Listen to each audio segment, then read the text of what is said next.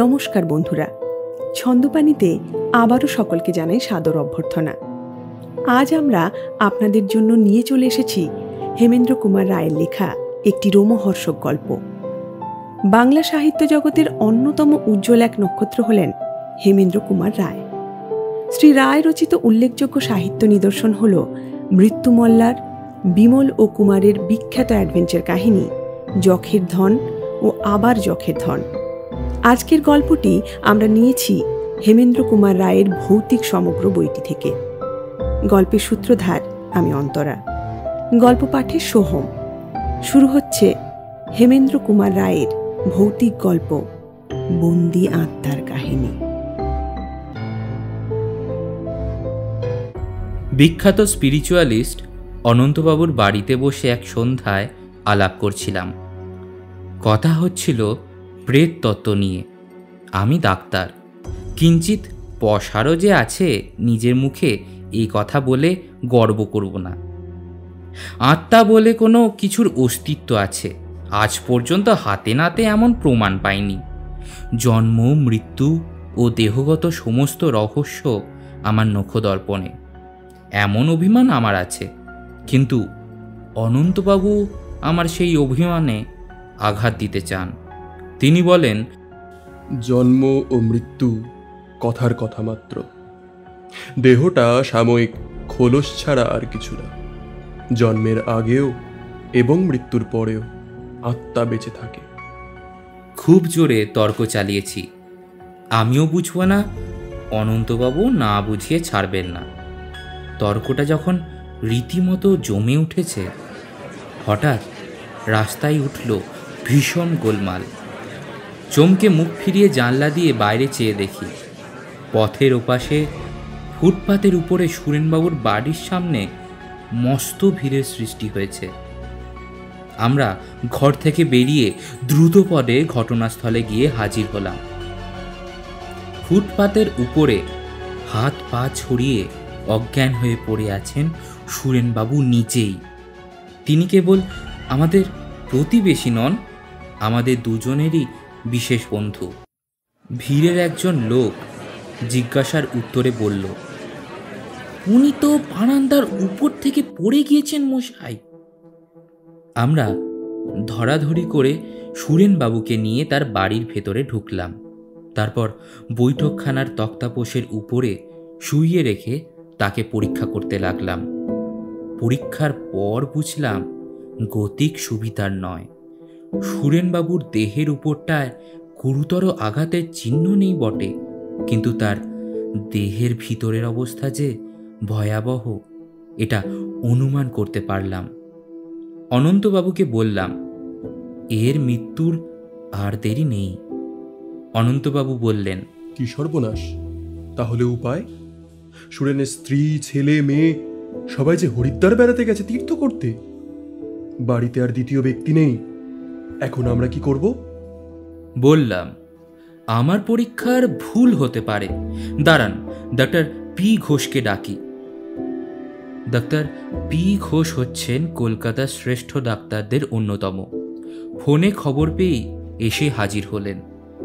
সুরেনবাবুকে পরীক্ষা করে বললেন,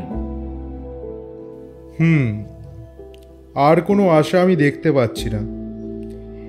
মিনিট কয়েকের মধ্যেই উনি মারা যাবেন বলে। আমি বললাম, অনন্তবাবু, যদি আপনার ঠিকানা জানা থাকে তবে সুরেনবাবুর স্ত্রীকে এখনই তারে খবর দিন। ঠিকানাও জানি, তারও করে দিচ্ছি। কিন্তু আপনারা বলছেন সুরেন এখনই মারা পড়বেন। হরিদ্বার এখান থেকে একদিনের পথ নয়। সুরেনের আর কোনো আত্মীয়ও নেই। সমস্ত ঝুঁকি আমাদেরই সামলাতে হবে। তো মৃতদেহ নিয়ে আমরা কি করব? মিস্টার ঘোষ, দেখুন, আপনাদের চিকিৎসা বিজ্ঞানে যদি একে আর কোনো রকমে তিনেক বাঁচিয়ে রাখা যায়। অসম্ভব। এতক্ষণে ওনার দেহে মৃত্যু প্রবেশ করেছে। উনি মারা পড়লেন বলে। অনন্তবাবু অত্যন্ত উত্তেজিতের মতো একবার ঘরের এদিক থেকে ওদিক পর্যন্ত ঘুরে এলেন। তারপর হঠাৎ দাঁড়িয়ে পড়ে বললেন, মৃত্যুর পরেও কি দেহের ভিতরে আত্মার সাড়া পাওয়া একেবারেই অসম্ভব? ডাক্তার ঘোষ সবিস্ময়ে বললেন, আপনি কি বলছেন? আমিও হতবম্বের মতন অনন্তবাবুর মুখের পানে তাকিয়ে রইলাম। আমার দিকে চেয়ে তিনি বললেন, আপনারা হিপনোটিজমের কথা জানেন তো? বাংলায় যাকে বলে সম্মোহন বিদ্যা বা যোগনিদ্রা।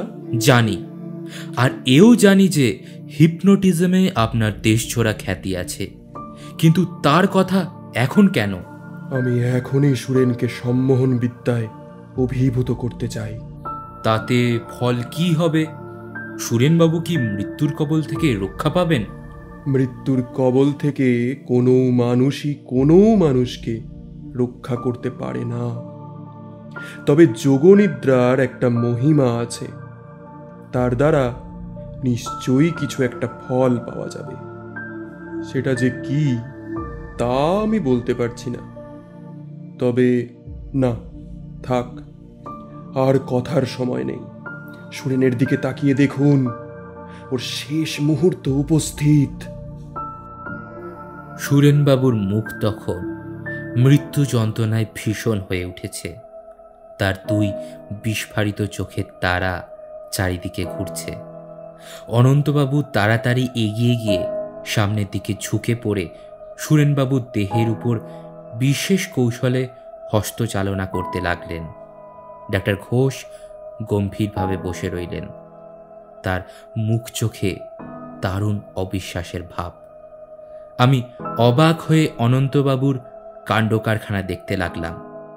কয়েক মুহূর্ত পরে তেমনি হস্ত সঞ্চালনা করতে করতেই অনন্তবাবু দৃঢ় স্বরে বারংবার ডাকতে লাগলেন, সুরেন, ও সুরেন, সুরেন। প্রথমটা সুরেনবাবুর কোনো রকম ভাবান্তরই হলো না। তারপর ধীরে ধীরে তার চোখের তারা স্থির ও স্বাভাবিক হয়ে এলো। অনন্তবাবু বললেন, সুরেন, আমার চোখের দিকে তাকিয়ে দেখো। সুরেনবাবুর চোখ অনন্তবাবুর চোখের দিকে ফিরল। সঙ্গে সঙ্গেই তার সারা দেহ একবার শিউরে উঠল। সুরেন, স্বাভাবিক কণ্ঠে জবাব এলো, কি? তোমার কি কষ্ট হচ্ছে? না। তবে জবাব নেই। আবার ৩-৪ বার ডাকাডাকির পর সুরেনবাবু চমকে উঠে বললেন, তুমি কি ঘুমোচ্ছ? হ্যাঁ, আর আমাকে ডেকো না, আমাকে ঘুমোতে ঘুমোতে মরতে দাও। তবে তুমি ঘুমোও, কাল সকালে আবার আমি তোমাকে ডাকবো। তোমাকে সাড়া দিতেই হবে। দেব, সাড়া দেব। এখন আমি মরছি, আমাকে ঘুমাতে দাও। সুরেনবাবুর দুই চোখ মুজে গেল। অনন্তবাবু আমাদের কাছে এসে বললেন, আপনাদের কি মত? আপনি কি ভাবছেন কাল সকালে ওর সাড়া পাওয়া যাবে? পাওয়া যাবে। অসম্ভব। তাহলে আমাদের চিকিৎসা বিজ্ঞান ব্যর্থ হয়ে যাবে। বেশ, কাল সকালে এসে দেখবেন তাহলে। আসবো, যদিও জানি অসম্ভব সম্ভব হবে না, তবুও আপনি আমায় কৌতূহলী করে তুলেছেন। কাল সকালে আমি আসছি। পরদিনের সকাল। বহুকাল ধরে প্রেততত্ত্ব নিয়ে ক্রমাগত নাড়াচাড়া করে করে গোড়ামির দ্বারা আচ্ছন্ন হয়ে অনন্তবাবুর বিচার শক্তি হারিয়ে ফেলেছেন। এই কথা বলা বলি করতে করতে ডাক্তার ঘোষের সঙ্গে আমি সুরেনবাবুর বাড়িতে গিয়ে হাজির হলাম। দেখলাম বৈঠকখানার সমস্ত জানলা বন্ধ করে আধা অন্ধকার ঘরে সুরেনবাবুর দেহের পাশে অনন্তবাবু চুপ করে বসে আছেন।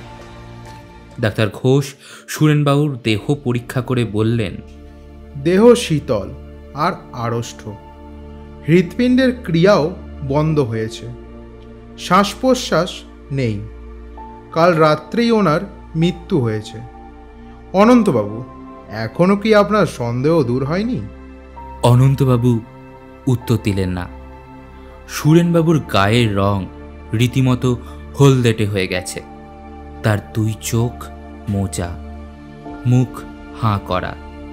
আমি বললাম, আর কেন অনন্তবাবু, এইবারের সৎকারের ব্যবস্থা করুন। হরিদ্বারে তার করে দিয়েছি। আগে সুরেনের স্ত্রী আর ছেলে মেয়েরা আসুক, তারপর ব্যবস্থা দেখা যাবে। সে কি, ততক্ষণে দেহের কি অবস্থা হবে বুঝতে পারছেন?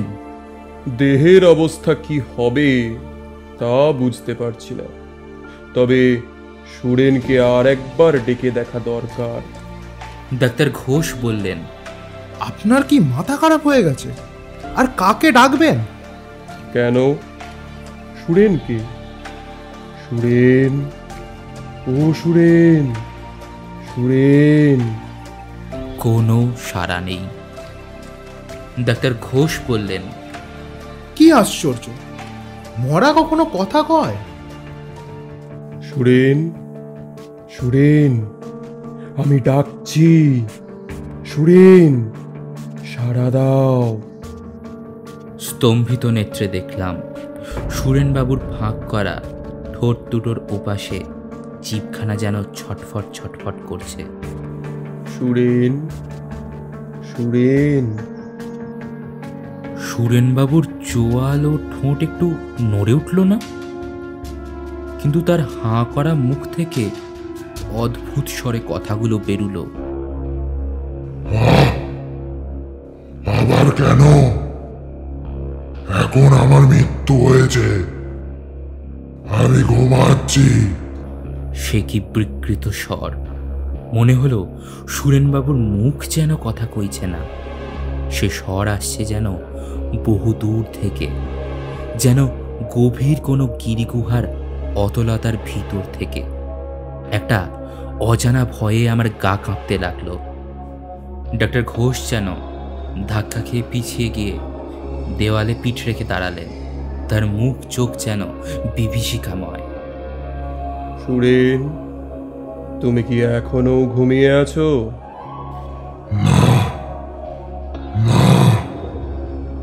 আমি ঘুমাচ্ছিলাম বটে, কিন্তু এখন আমার মৃত্যু হয়েছে। আবার তুমি ঘুমিয়ে পড়ো। কি ডাক্তার ঘোষ, এখনো কি আপনার কোনো বক্তব্য আছে? না। সুরেনবাবুর কণ্ঠস্বর কিরকম মনে হলো? ভয়ানক। মানুষের গলার ভিতর থেকে যে এরকম বিভৎস একটা আওয়াজ বেরোয়, এ আমার ধারণারও অতীত। এ তো মানুষের কণ্ঠস্বর নয়, এ যেন এক অমানসিক ধ্বনি। কিন্তু ওই ধ্বনি আসছে সুরেনেরই গলার ভিতর থেকে। সুরেনকে আর ব্যস্ত করব না, ও এখন ঘুমিয়েই থাক। বোধহয় পরশুদিনই সুরেনের স্ত্রী এসে পড়বেন, তখন আর একবার আপনাকে ডাকবো না হয়। কি মশাই, আসবেন তো? নিশ্চয়ই আসব। এ যেন এক অজানা নতুন বিজ্ঞানের রহস্য, না এসে থাকতে পারবো না তো। আজ অনন্তবাবুর আহ্বানে আবার সুরেনবাবুর বাড়িতে চলেছি আমরা দুজন। সন্তানদের নিয়ে সুরেনবাবুর স্ত্রী কলকাতায় এসে পৌঁছেছেন। তার নাম হৈমবতী। ক্রন্দনধ্বনি শুনতে শুনতে সুরেনবাবুর বৈঠকখানার ভিতরে গিয়ে ঢুকলাম। না না না না না, এ হতে পারে না, এ কখনো হতে পারে না। সুরেনবাবুর আড়ষ্ঠর দেহ ঘিরে বসে আছেন হৈমবতী, তার দুই ছেলে ও এক মেয়ে। সকলেরই চোখে অশ্রু, কণ্ঠে আর্তনাদ।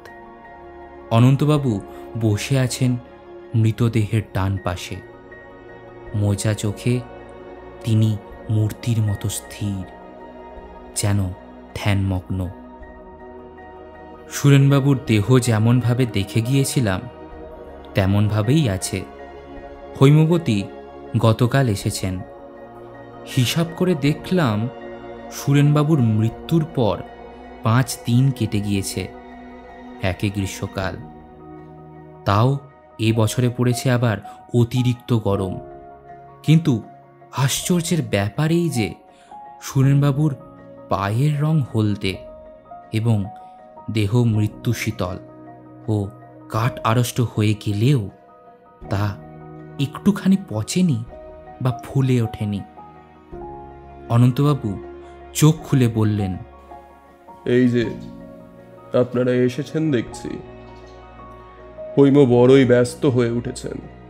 তাহলে আর একবার সুরেনকে জাগাবার ব্যবস্থা করি। আমরা নীরবে ঘাড় নেড়ে সায় দিলাম।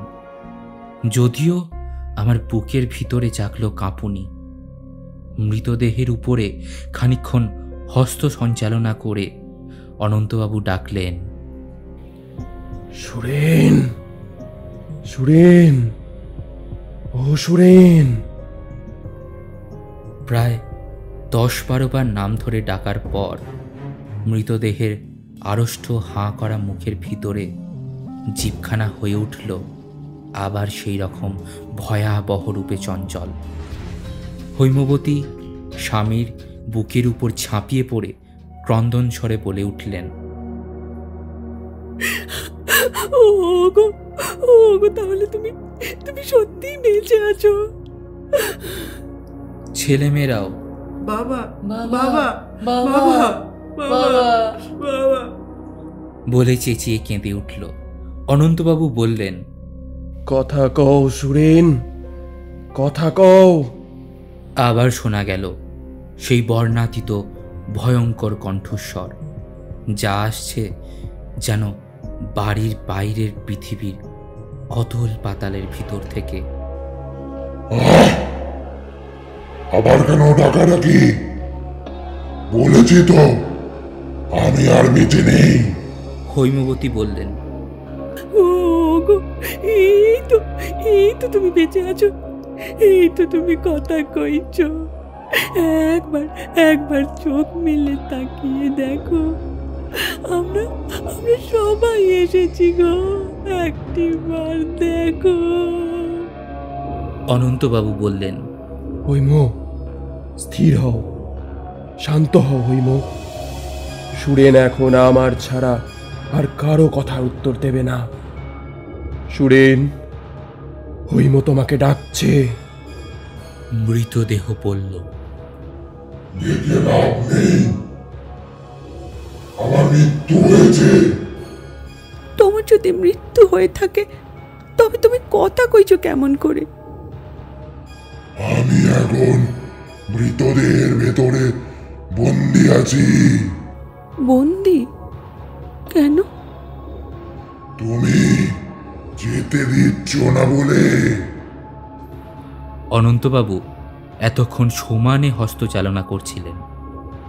এই ব্যাপারে তিনি যে তার সমস্ত ইচ্ছা শক্তিকে প্রবলভাবে নিযুক্ত করেছেন সেটা বোঝা যায় তার চেহারা দেখে। তার কপালের উপরের শিরাগুলো আর কণ্ঠের উপরের মাংসপেশিগুলো দ্বিগুণ ফুলে উঠেছে। মুখের রং তার টকটকে লাল হয়ে উঠেছে। হঠাৎ তিনি হস্তচালনা বন্ধ করে খানিকক্ষণ নীরবে অত্যন্ত হাঁপাতে লাগলেন। তারপর ফিরে বললেন, হৈম, আর কেন?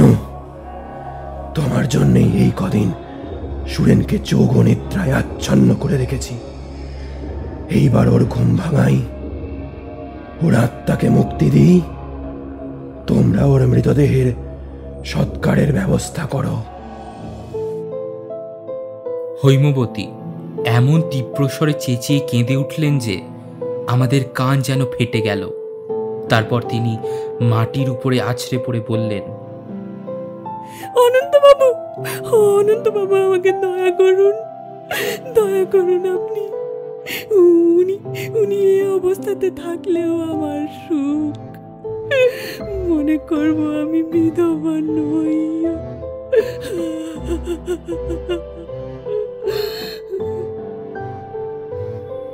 অনন্তবাবুর মুখে ফুটে উঠল একসঙ্গে ব্যথা, দয়া ও মমতার ভাব।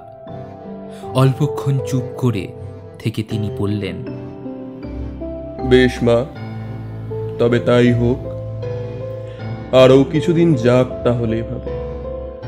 তুমি নিজের মনকে দৃঢ় করো, শান্ত হও, সংযত হও। তারপর আমার যা করার করব। মনে রেখো মা, আমি হচ্ছি তুচ্ছ মানুষ। মৃত্যু হচ্ছে ভগবানের ইচ্ছে। তাকে বাধা দেবার চেষ্টা করলে আমারও সর্বনাশ হবে, আমিও বাঁচব না। অনন্তবাবু উঠে দাঁড়ালেন। এতক্ষণ আমরা ছিলাম দুঃস্বপ্নের ভিতরে। অনন্তবাবু উঠে দাঁড়াতেই সার হলো আমাদের। ডাক্তার ঘোষ বললেন, আমি আর সহ্য করতে পারছি না। আমার প্রাণ মন সব হাঁপিয়ে উঠেছে। আমি বললাম, আমারও। এখন বাইরে বেরোতে পারলেই বাঁচি। অনন্তবাবুও হাঁপাতে হাঁপাতে বললেন, আমারও ওই ইচ্ছা। চলুন আমরাও বাড়ি যাই। তারপর কেটে গেছে 2 মাস। সুরেনবাবুর দেহ এখনো পড়ে আছে বৈঠকখানার তক্তাপোষে। তাতে এখনো পচন ধরেনি। ইতিমধ্যে এই অদ্ভুত খবর শুনে দলে দলে বাইরের লোক এবং খবর কাগজের সংবাদদাতারা সুরেনবাবুর বাড়িতে আনাগোনা শুরু করে দিয়েছিল। অনন্তবাবু খাপ্পা হয়ে উঠেছিলেন। বাইরের লোকেরা আর ভিতরে ঢুকতে পায় না, কিন্তু খবরটা রটে গিয়েছিল দিকে দিকে। চারিদিকে বিষম উত্তেজনার সৃষ্টি হয়েছে। কেবল বাঙালি নয়, ইংরেজ এবং অন্যান্য নানা জাতির লোকও কৌতূহলী হয়ে আবেদন জানাচ্ছেন সুরেনবাবুর দেহ পরিদর্শনের জন্য। আবেদনকারীদের মধ্যে ছিল বহু বিখ্যাত নাম। একদিন অনন্তবাবুর জরুরি আহ্বান এলো। তার বাড়ির কাছে গিয়ে দাঁড়াতেই শুনলাম সুরেন্দ্রবাবুর বাড়ির ভিতর থেকে কান্নার আওয়াজ।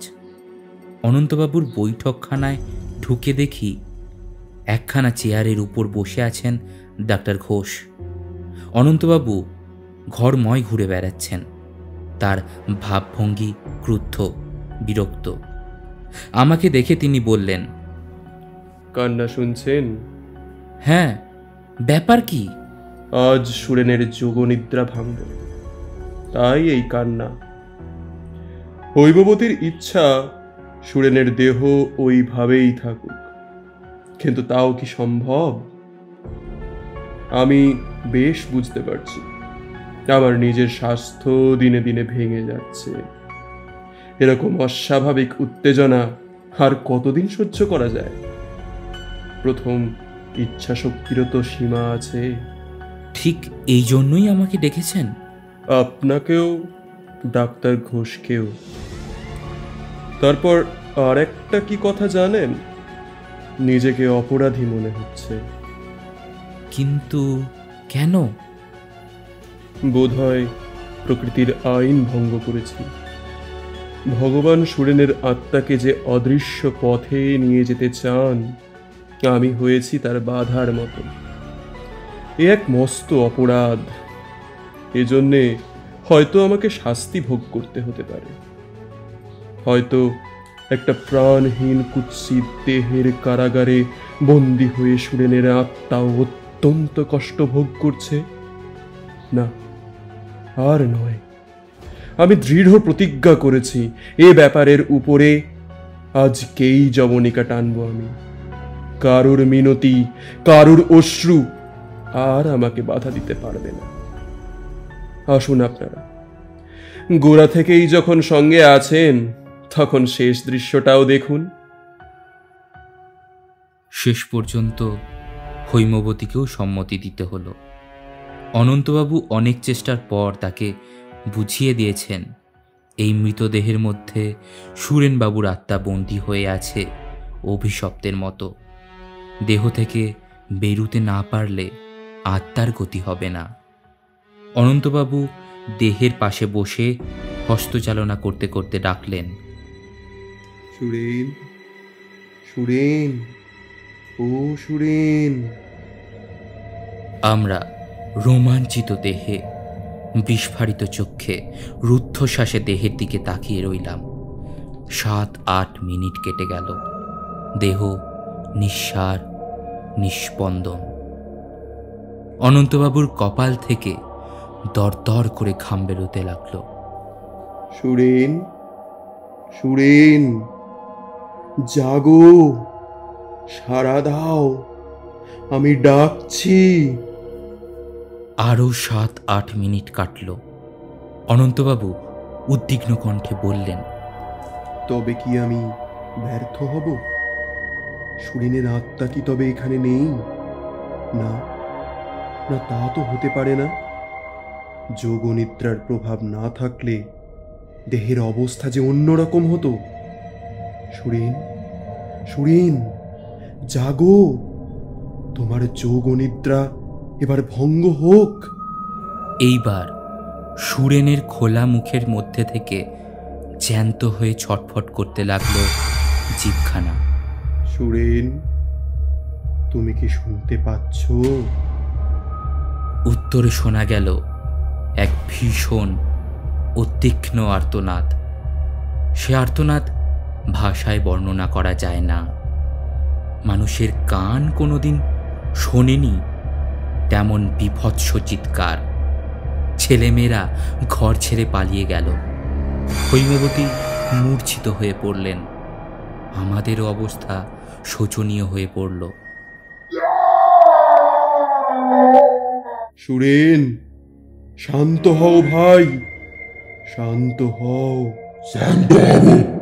তোমরা জানো না এ দেহের ভিতর কি দুঃসহ যন্ত্রণা। রাত দিন টানছি আর ছটফট করছি। মৃত্যুর পরও এটি শাস্তি আমার। আর কেন? এবার আমায় মুক্তি দাও, মুক্তি দাও। আজকের স্বর আরো বিকট ও ভয়াল, এবং আসছে যেন আরো আরো আরো বেশি দূর থেকে। অনন্তবাবু বললেন, তোমাকে মুক্তি দিলাম, যাও। সুরেন, ভেঙে যাক তোমার যোগনিদ্রা।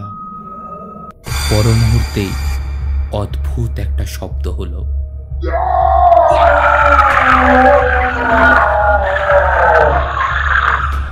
সঙ্গে সঙ্গে আচ্ছন্নের মতো দেখলাম তক্তাপোষের উপর পড়ে রয়েছেন সুরেনবাবুর দেহের বদলে একটা নরকঙ্কাল, এবং তার চারিদিক দিয়ে গড়াচ্ছে বিগলিত মাংস, মেদ, মজ্জার তরল বিবর্ণ ধারায়।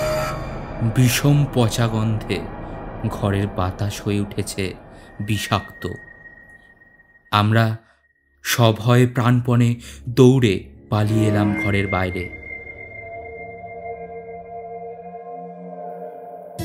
এতক্ষণ শুনলেন ছন্দপানির পরিবেশনায় বন্দি আত্মার কাহিনী। গল্প পাঠে ও কথকের ভূমিকায় সোহম, সুরেনের ভূমিকায় তন্ময়, ডাক্তার পি ঘোষের ভূমিকায় শুনলেন অর্ককে, অনন্তবাবুর কণ্ঠে মানস এবং হৈমবতীর ভূমিকায় আমি অন্তরা। আমাদের কাজ আপনাদের ভালো লাগলে চ্যানেলটিকে সাবস্ক্রাইব করে বেল আইকনটি ক্লিক করুন। গল্পটি ভালো লাগলে লাইক করুন, বন্ধুদের সঙ্গে শেয়ার করুন এবং কমেন্ট করে জানাতে পারেন আপনার কোনো পছন্দের গল্প। শেষ হলো আমাদের আজকের গল্প। ফিরে আসবো খুব তাড়াতাড়ি আবারও একটি নতুন গল্প নিয়ে। ছন্দবাণী, এখানে শুধু কবিতাই নয়, গল্পও হয়।